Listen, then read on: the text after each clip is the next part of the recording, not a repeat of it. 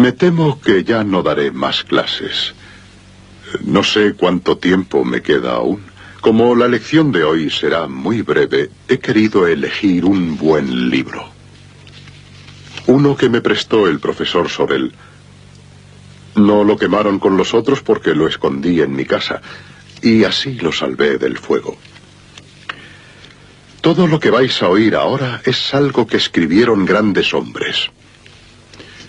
Fue escrito en una noche de entusiasmo hace ya mucho tiempo, 150 años. Eran hombres de diferente condición. Los había prósperos y muy pobres, religiosos, comerciantes, y no entraron en polémica. Se pusieron de acuerdo aquella noche maravillosa. Otros hombres querrán destruir este libro.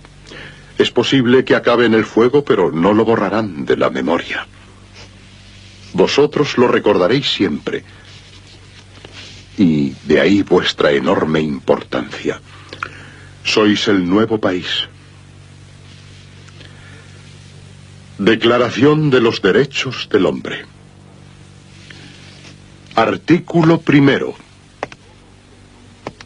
Todos los hombres nacen y permanecen libres con los mismos derechos. Artículo segundo. La finalidad de los partidos políticos es la de proteger los derechos naturales e inalienables del hombre. El derecho a la libertad, a la legítima propiedad y la resistencia a la tiranía. Artículo tercero.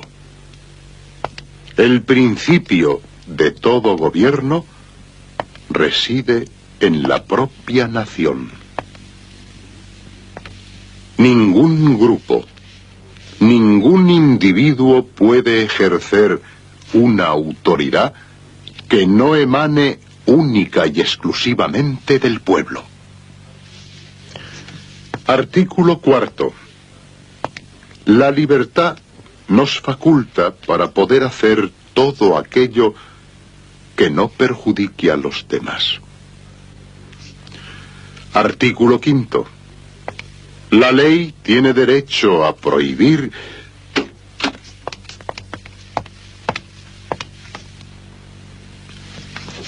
Solo un momento, caballeros. La ley tiene derecho a prohibir todos aquellos actos que pueden perjudicar a la sociedad.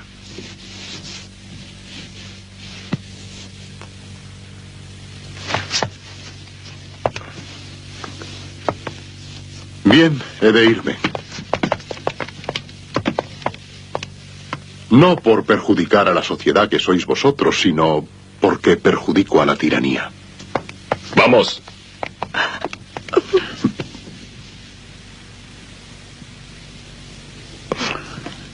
Quédate aquí, Luis. Quédate aquí. Y por favor, no llores.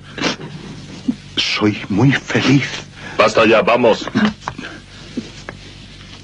Adiós, ciudadanos.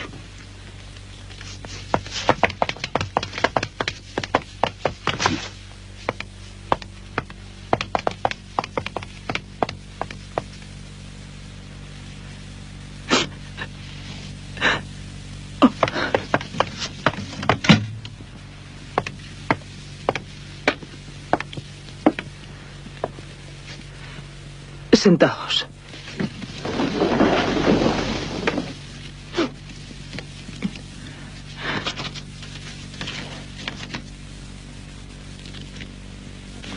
Artículo sexto. La ley es la expresión de la voluntad de un pueblo.